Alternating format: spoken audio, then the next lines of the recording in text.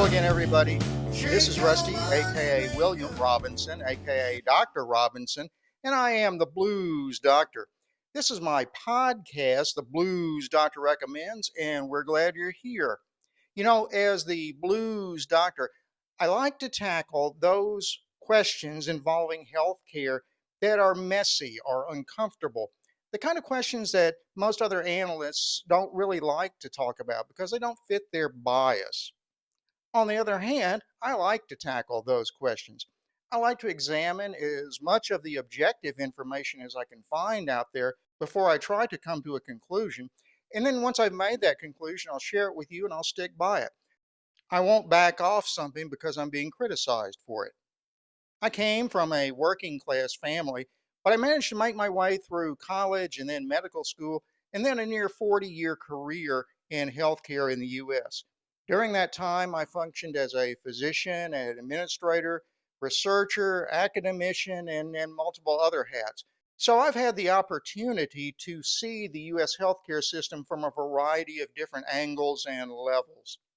And I don't neatly fit into a left wing or right wing column. So some of you may be surprised at some of the conclusions I come to.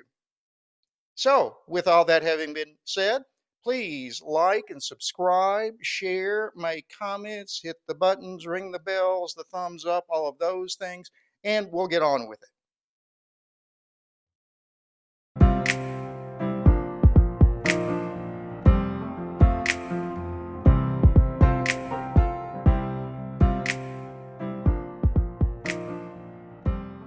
In our medicine segment today, we'll be continuing our series on medicine and faith, or spirituality.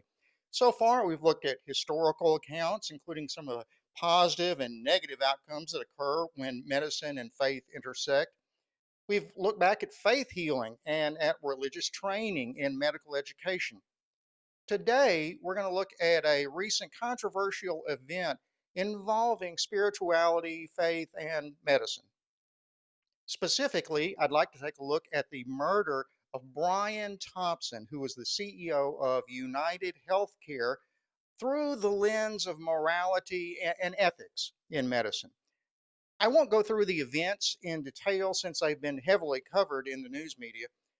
In short, Mr. Thompson was 50 years old when he was shot and killed in a targeted attack outside the Hilton Hotel in Midtown Manhattan. Actually, I've been there. This was in New York. It was December 4th, 2024 at about 6:45 a.m. Eastern Time. He was in town for an investor conference, and there is a dramatic video of this event which showed a lone gunman wearing a mask shooting Thompson in the back and in the leg, and then immediately leaving the scene, which suggested at least a premeditated or professional style hit. 26-year-old Luigi Mangione was later identified by police as the suspect, and he was arrested days later. There was really no doubt as to his guilt. There was evidence at the scene linking Mangione to the site. In particular, several of the bullets in Mangione's gun had carvings on them, including the words deny, defend, and depose. The big question really was, why did he do it? Mr. Mangione was the valedictorian of an all-boys prep school who went on to graduate from an Ivy League college. He really didn't fit the profile of someone who would commit murder on the streets of Manhattan. The subsequent investigation produced significant evidence that Mangione was motivated by grievances against insurance companies, particularly United Healthcare. It was eventually discovered that Mangione had suffered from chronic back problems. He'd been previously diagnosed with spondylolisthesis, that's hard to say, spondylolisthesis, and it appeared his symptoms worsened after a surfing accident that he had in 2022. After the accident, he experienced significant pain and numbness, including sciatica, which is a nerve pain that runs down the back of your leg and can truly be debilitating.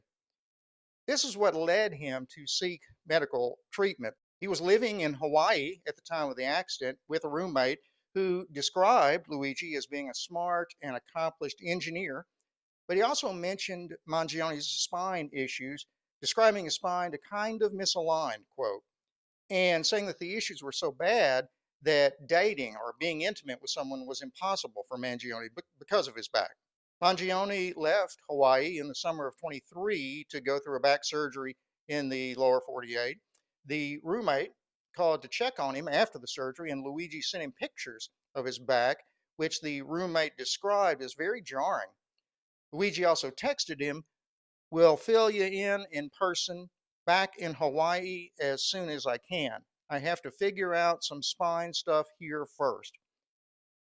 Mangione's Twitter accounts displayed an X-ray image of a spine that had been reinforced with surgical implants as one of the images on his background photo.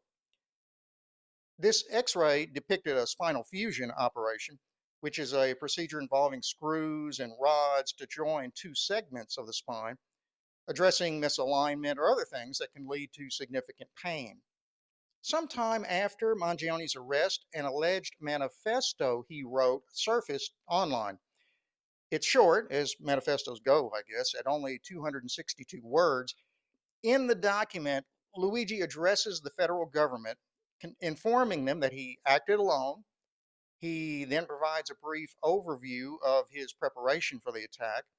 Following this, he expresses remorse for any trauma he caused, justifying his actions by stating that, quote, "These parasites simply had it coming." He highlights the exorbitant cost of healthcare in the United States and its lack of correlation to life expectancy. He criticizes the rapid growth of United Healthcare and notes that this growth has occurred despite no improvement in the quality of healthcare provided to Americans. He mentions that the issues of corruption and greed in health insurance companies have been previously highlighted by other individuals and reporters, but he emphasized that he was the first person to confront this issue honestly and actively, to use his words. To be honest, United Health Group reported $371 billion in revenue that year, which was a 15% increase from the previous year. Meanwhile, a 2024 Gallup survey revealed that more than half of Americans view the healthcare industry negatively, particularly in the wake of the COVID pandemic. United Healthcare is well known among doctors and patients for its exceptionally high claim denial rate. It's no secret. Every doctor who has provided a service for a patient with United knows up front that the payment will be late, if at all, because so many claims are denied and you have to fight them, which frequently takes the doctor longer than it did to actually provide the service. In 2023, the company rejected around 32% of its claims, doubling the industry average of 16%. United Healthcare was, in fact, the top claim denying insurer in the entire United States for several years running. A lawsuit was filed in November of 23, highlighting systemic issues with United Healthcare's claims processing. The legal action alleges the company uses an AI system called NH Predict to automatically deny claims before human review. Developed by a company called Navi Health, this system reportedly has a 90% error rate, leading to lots of improper denials of medically necessary treatments. The lawsuit reveals some other troubling practices from United. Many elderly patients face premature discharge from care facilities or must drain their savings to continue essential medical treatment. United Healthcare appears to exploit a critical weakness in the system. Only 0.2% of policyholders actually decide to appeal a rejected claim. You heard that right. Virtually no patients will actually try to fight a claim that has been denied. Physicians will find a much higher percentage of that, but that's not what they're counting on. United is counting on the fact that most patients will not jump through the hoops necessary to find a claim denial. And that has, in fact, led to a massive financial gain for the corporation. It's a cold, I guess, calculated strategy that turns people's health into a profit calculation. The more claims they can reject, the more money they keep. And most people, just as the statistics suggest, don't have the energy or the resources to fight back when their claim gets denied. Looking at those reasons, we can assume that this predatory behavior towards Luigi Mangione was a motive for his personal vendetta against United Healthcare, although we don't know that for sure. However, a surprising revelation occurred a few months back. According to statements from United Healthcare itself, Mangione was not even insured by them. It's also unlikely that the family of the suspected killer was denied health care, as they are in a strong financial position. He came from a wealthy family that could certainly afford insurance. So, why United Healthcare? It appears that the attack was less about personal revenge and more of a message to the healthcare industry as a whole, sort of a symbolic takedown, to use the words of one reporter. Mangione himself had expressed these views to several friends and even mentioned that he was interested in the story of the Unabomber who, about 20 years ago, killed and wounded several industry leaders, not just insurance companies. Basically, Mangione seemed to agree with the Unabomber's fight to protect the common man in society from the U.S. financial industrial complex that seemed to be threatening to enslave the world. The public reaction to the murder of Brian Thompson and the subsequent indictment of Mangione has been intense but mixed, making people heavily debate the implications of the crime and the broader societal context. Recent polls, for example, revealed a stunning divide in public opinion, most visibly among younger people. According to the survey by Emerson College Polling, as many as 41% of people aged 18 to 29 considered the killing of United Healthcare CEO Brian Thompson to be acceptable, or at least somewhat acceptable. Those numbers are extremely high considering the average percentage of people holding that belief is only 17%. The lowest acceptance of Thompson's murder can be seen in groups ages 50 to 69, with less than 10% deeming the murder acceptable. Those extreme numbers for young people can, without a doubt, be attributed to social media, which often portrayed Mangione as kind of a folk hero, even before his arrest. Whether you believe that Mangione's actions were justified or not, it's clear that we are observing a shift in mindset in the US, with social media platforms being able to amplify voices that previously would have been unheard. Historically, media outlets, particularly newspapers, have been cautious about covering violent crimes in a way that might glorify or promote similar behavior. They often refrain from publishing extensive details to avoid sensationalizing such acts. However, the rise of the internet has fundamentally changed this dynamic. Ideas and narratives that were once contained within traditional media can now spread rapidly online, reaching vast audiences without any editorial constraints. As a result, old media outlets were left to decide whether to embrace this new wave of public interest or adhere to their previous guidelines against sensationalism. Putting all that together, what is the most appropriate moral interpretation of this murder? And it is that, a murder. The official charges against Mangione include first degree murder as well as terrorism. But is there some kind of moral justification here? There is, in the minds of many Americans who believe that violence up to and including murder is reasonable and appropriate when facing an established institution or organization that's perceived as being life threatening to an oppressed group of people. That rationale paints the killer as something of a martyr to promote the greater good. This reasoning was right out of the Karl Marx books in the 19th century and has been amplified since then by others, including Vladimir Lenin and Che Guevara and Noam Chomsky, among many others. In contrast, the traditional moral response in the Christian, the Jewish, the Islamic communities is to condemn murder almost under almost any circumstance. Now, most Western legal and judicial systems do go to great lengths to precisely define murder as opposed to other killings, such as self defense or negligence. for which the legal reaction is usually much different from pure murder. Plus, the judicial system does allow the court to consider any mitigating circumstances. As a result, the U.S. legal system should and almost certainly will treat Mr. Mangione differently than it would, say, a serial killer, say a Ted Bundy, or even someone who commits murder as part of a drug deal that goes wrong.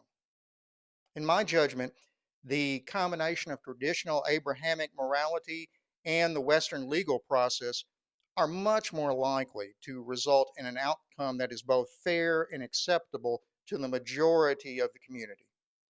I didn't know Brian Thompson, but many people who did say he loved his family, he was respected in his community, and he had many friends.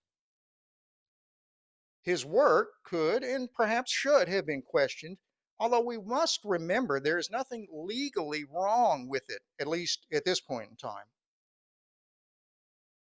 Maybe we can change that someday.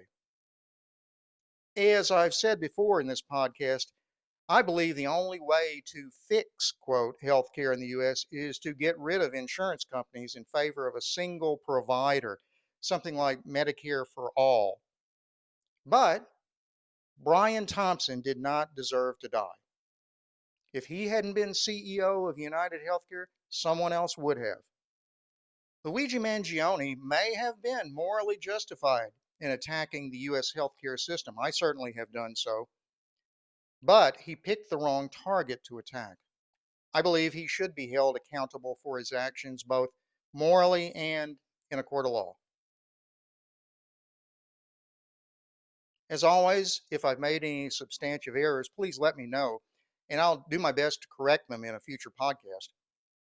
Also, if you have any questions or comments about the role of faith or spirituality in medicine, or about the morality of the healthcare system in the U.S., particularly if you have a personal story, please let us know those in the comments.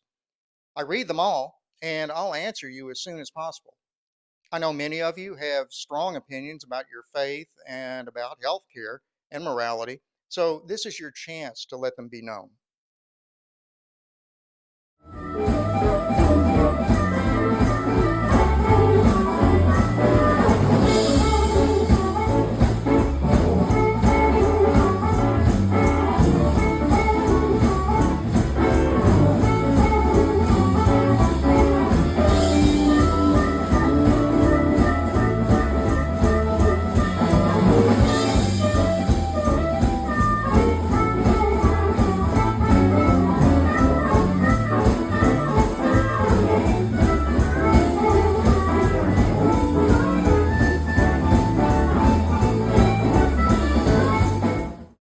The doctor and his office staff were out of town for most of this week, so we weren't able to catch any live music.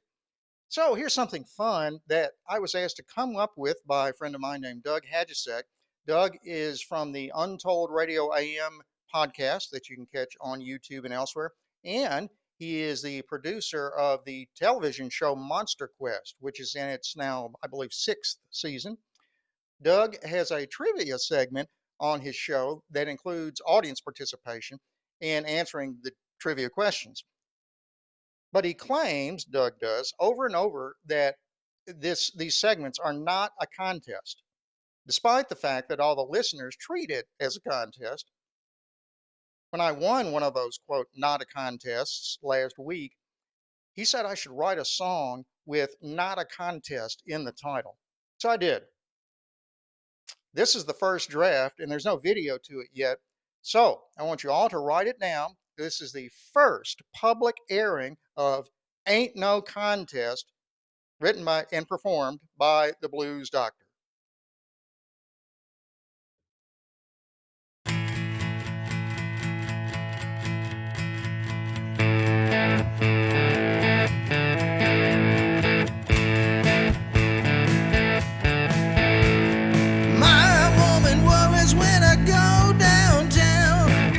Some tramp gonna bed me down. Perfume, fishnets, stiletto shoes. She just knows.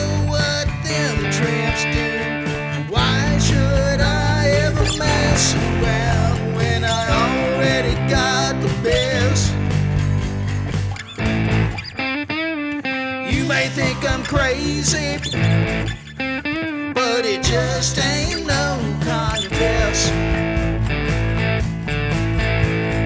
Try to tell my baby it just ain't that way. I don't even listen what them hoes say. No way I'm leaving, baby, don't you cry. Your man gonna be yours for life.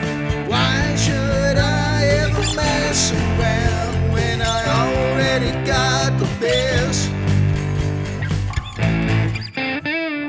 You may think I'm crazy, but it just ain't no contest.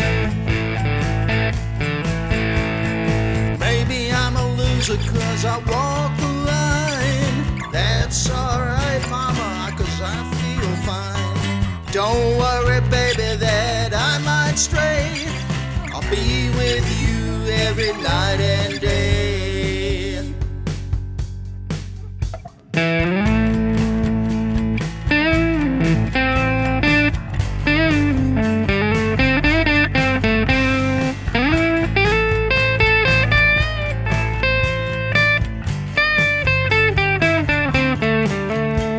So ain't no woman gonna turn my head.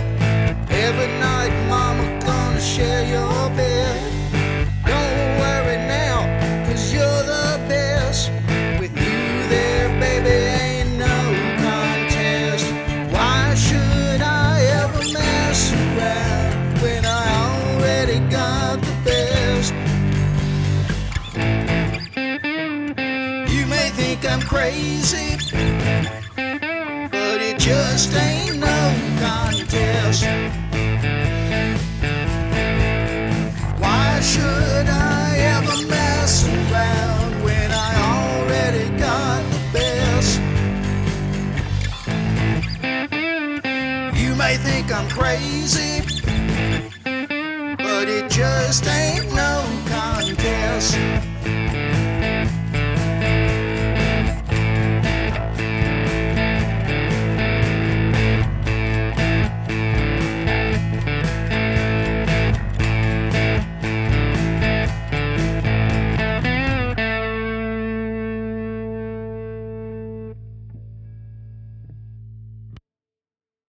And that's about all we have this week. As I mentioned, the blues doctor and his office staff were out of town again for most of this week. And we still have a number of ongoing concerns, but we're going to try to maintain our schedule as much as possible. We will do our best to give you as much advance notice as possible if we do need to move or cancel a show. Anyway, as I usually say at this time, please watch next week's podcast. Okay? See you later.